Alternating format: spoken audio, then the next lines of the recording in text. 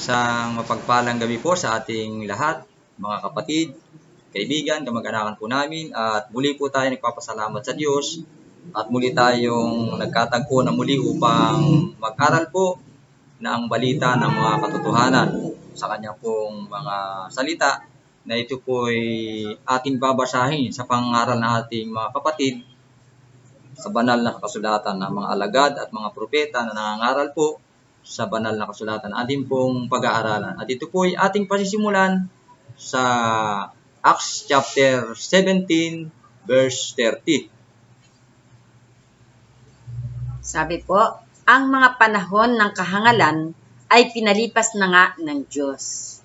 Datapwat ngayon ipinag-uutos niya sa mga tao na mangagsisi silang lahat sa lahat ng dako. Yan. Ang sabi po, pinalipas na. Yung nagdaang panahon ay hindi na pinansin to ng Diyos sa magandang balita Biblia. Ang di pagkilala sa kanyang mga tao. Ngunit ngayon ay pinag-uutos na niya sa lahat ng tao, sa lahat ng lugar, na magsisi at talikuran ang kanilang masasamang pamumuhay. Yan. Namumuhay po tayo sa kasamaan ngayon. At dapat po tayong mamulat na sa tamang pamumuhay at kalugod-lugod sa harapan ng Diyos. Ano po ba itong ating ibinubuhay sa ating pamilya? Halimbawa, ang ating pong hanap buhay ay nanggagaling sa masamang hanap buhay. Alam na po natin yung masasamang hanap buhay, di po ba? Hindi na po natin dapat isa-isahin pa. Kasi alam na naman ng tao, kapatid na Vicky, yung masasamang gawain. Basta mga illegal at mga nagawain ay masama po ito, bubuhay natin sa ating pamilya. At pansinin naman po natin kung kalugod-lugod sa Diyos ang mga bagay na ating hanap buhay. Ang masamang pamumuhay ay ayaw ng Diyos at pinatatalikuran na ang masamang pamumuhay. Napakaganda ng pabalita ng ating kapatid sa mga gawa. At ating basahin pa ang pangaral po ng ating mga kapatid sa 1 John 1:9. Atin pong alamin ang kanilang mga pangaral dito, kapatid na Vicky. 1 John 1:9. Ano po ang pangaral nila dito, kapatid na Vicky? 1 John 1:9. Kung ipinapahayag natin ang ating mga kasalanan, ay tapat at banal siya na tayo patatawarin sa ating mga kasalanan at tayo lilinisin sa lahat ng kalikuan. Yan. Sabi ng Panginoon ng ating kapatid na si John, kung ipinapahayag natin sa Diyos ang ating mga kasalanan, maaasahan nating tayo'y patatawarin ng Diyos sa mga kasalanan ito. At lilinisin tayo sa lahat ng ating mga kasalanan sapagkat siya'y tapat at matuwid. Kaya nga po yung sumasamba sa tunay at buhay na Diyos at napagsisihan ang kasalanan sa harapan ng ating Panginoong Hesus, nanampalataya sa ating Panginoon Hesus nagsisi, ay lilinisin na ng ating Panginoong Hesus ang kanyang mga kasalanan. At siya'y tapat at matuwid na lilinisin at dadalisayin ang ating mga puso. At tayo nakapagsisi na, hindi na po natin babalikan pa yung ating mga kasalanan. Napakaganda rin ang pangaral ng ating kapatid na si John. Atin naman pong puntahan ang pangaral ng ating kapatid na si John pa rin ay sa mga gawa naman, kapatid. Atin pong puntahan at basahin sa John 14:15 ay gawa. Acts chapter 14:15. Gawa 14:15.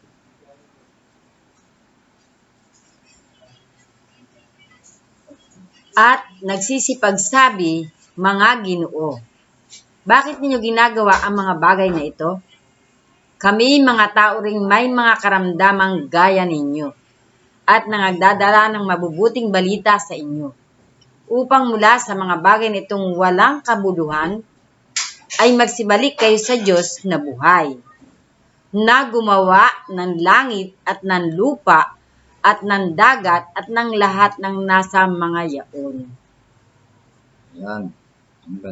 Napakaganda rin ng pangaral ng ating kapatid na sa mga gawa. Ano po?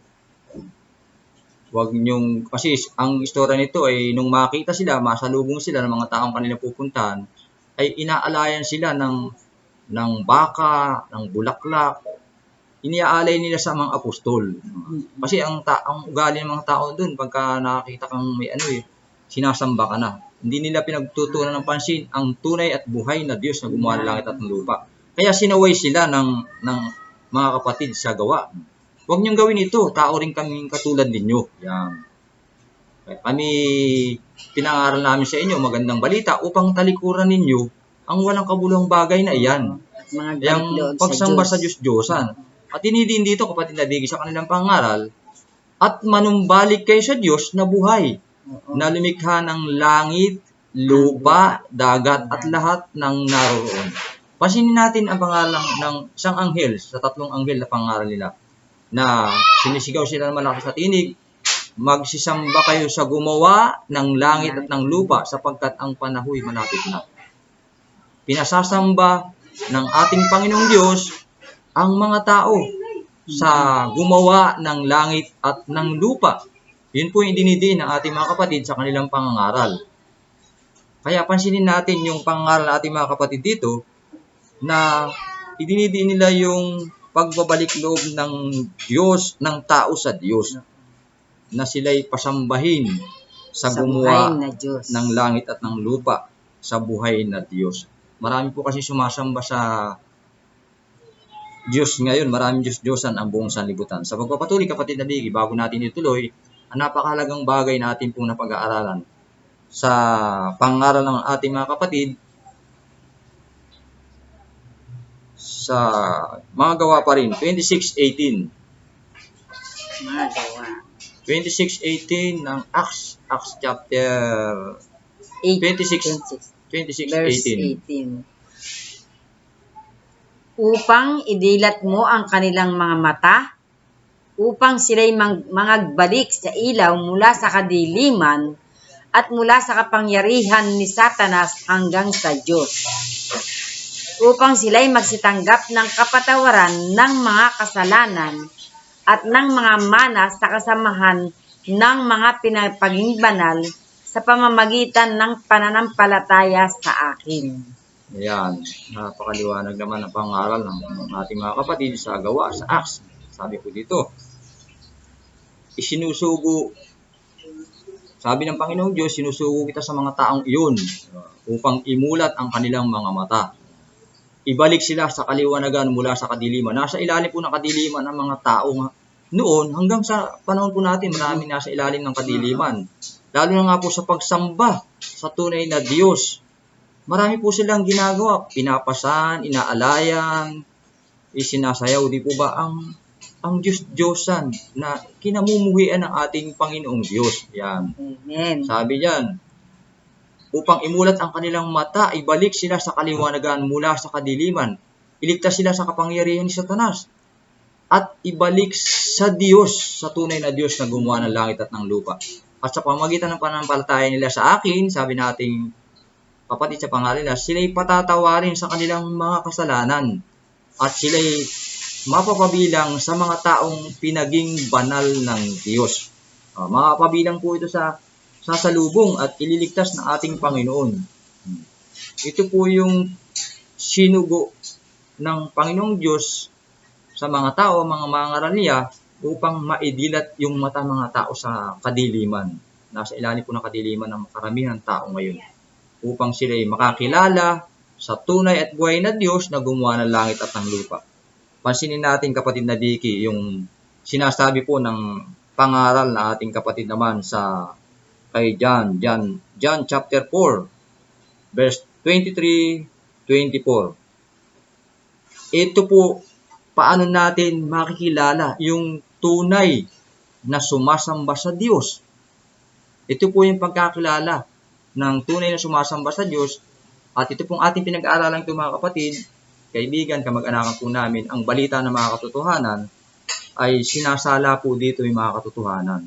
Ito po yung pagbubunyag ng mga katotohanan na dapat paniwalaan ng mga tao sapagkat ito'y pangangaral ng una ng ating Panginoong Diyos at ng kanilang mga alagad at mga propeta. Sabi po sa John 4, chapter 4, verse 23-24. Ating pong alamin na pangaral ng ating mga kapatid na si John, kapatid na dito.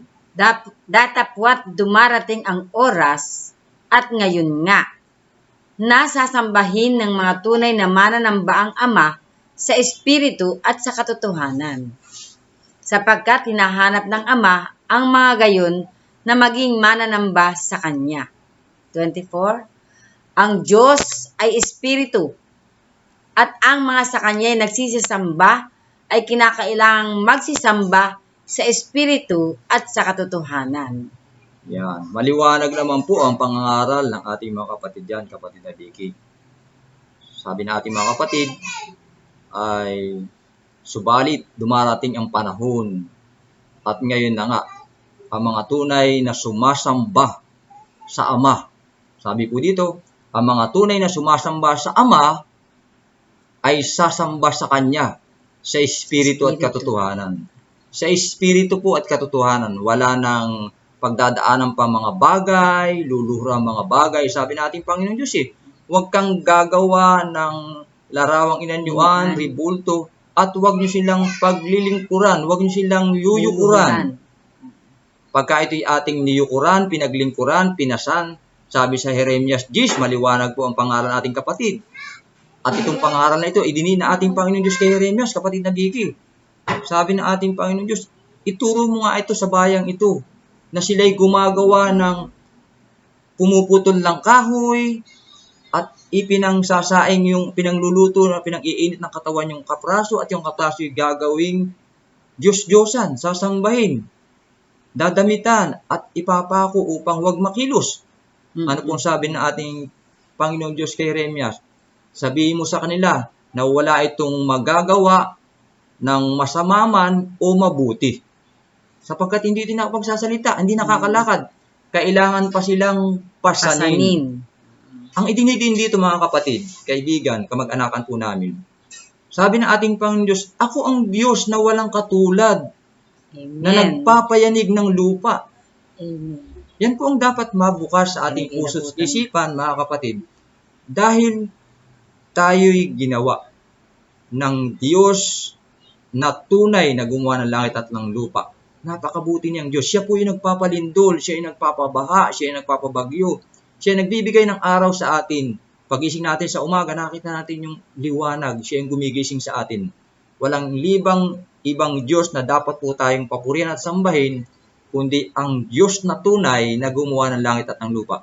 Ang dinidin po na ating mga kapatid sa kanilang pangaral, sa pinag-aralan po natin sa ang balita ng mga katotohanan, ay iminumulat ang tao sa pagsamba sa tunay na Diyos na gumawa ng langit at ng lupa. Kaya nga pinagsisisi ang mga tao, talikuran ng masamang pamumuhay at magbalik na sa tunay at Diyos na buhay. Kapatid na Vicky, ang palatandaan po pala ng tao na mga tunay na sumasamba sa tunay na Diyos na gumawa ng langit at ng lupa ay kinakailangang sumamba sa Espiritu at katotohanan. Wala na pong ibang dapat sambahin kundi sa Espiritu ng Diyos, Espiritu ng katotohanan, at sa katotohanan tayo sasamba. Sapagkat sabi nga po sa John 17:17, pakabanalin mo sila sa katotohanan sapagkat ang salita mo'y katotohanan. Ito po yung dapat paniwalaan ng tao pag sinabi ng tunay na Diyos na buhay na gumawa ng langit at lupa, na huwag kang sasamba sa mga Diyos-Diyosan, huwag mo siyang nuyukuran, paglilingkuran man, huwag kang gagawa ng imahin, kagaya ng nasa langit, nasa itaas, nasa lupa, sapagkat ako ang Diyos na dapat sambahin at paglingkuran. Yun po yung dapat nating paniwalaan at katotohanan ito.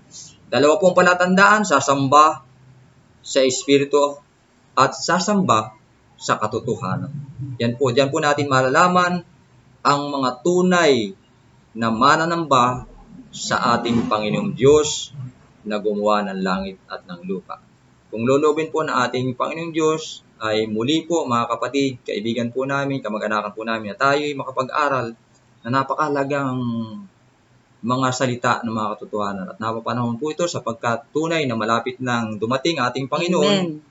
At nangyayari na po ang mga palatandaan sa iba't ibang bansa, sa mga salot, sa mga sakit na dumaranas sa buong mundo ngayon. Isa na po yan sa sign. Yan po ipatikim pa lamang. Pero ang susunod na mga salot na ibubuhos, lalo pong kakilakilabot ang ating makikita at maranasan ng mga sakit na ibubuhos ng Diyos dito sa lupa. Kaya tayo pong lahat ay pinaghahanda, pinagsisisi, at pinagbabalik loob sa tunay at buhay na Diyos. Amen. Kapatid na dito. Opo, tunay na talagang nais po ng Panginoon na tayo ay sa Kanya lamang lumapit. Kanina po ay may napanood nga ako na ako'y nalulungkot kasi po sa ibang bansa ay talagang bigla na lang pong bumaha at nakikita ng mga sasakyan nila nangaglutang pati bahay. Parang doon po ay lalong matatakot tayo sa Diyos kasi ang Diyos po ang makapangyarihan sa lahat na kaya niyang pigilin ang lahat ng mga bagay na mangyayari kung tayo lamang po na mga tao ay sasamba sa Kanya, sa Kanyang tunay na Diyos na buhay. Tunay na sa amin pong buhay ay talaga pong sa aking sarili, ako'y talagang natatakot sa Diyos. Kaya kami po ng aking kapatid ay nagnanais na kayo man din po ay makaalam ng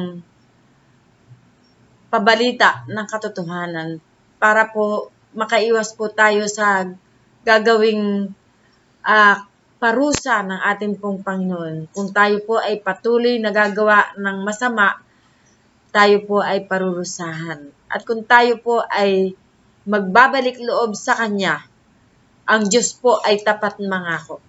Tayo po ay iingatan niya hanggang sa huling hininga po ng ating buhay. Amen. Muli, purihin po ang Diyos sa ating pong napag-aralan at magandang gabi po sa inyong lahat. Salamat po sa Diyos muli at sa ating pong muli po tayong nagpapasalamat at muli namin kayong inanyayang muli mga kapatid, kaibigan, kamag-anak po namin sa ang balita ng mga katotohanan dito po sa ating pinag-aaralan. At sana patuloy tayong ilayo ng ating Panginoon Diyos sa mga sakit na ito na dinaranas ng pangbuong mundo, na sana po tayo magkaisa na sa pagsamba sa tunay at buhay na Diyos at sa pananalangin sa ating Panginoong Diyos, na patuloy tayong pagpalain ang ating mga kalusugan, palakasin ang ating mga immune system upang tayo lumakas at huwag magapi ng mga karamdamang ito, at pagpalain din po ang ating mga tahanan. Salamat po. Amen. Sa ating pong pakikinig at pagsubaybay sa ating pong pang-aaral.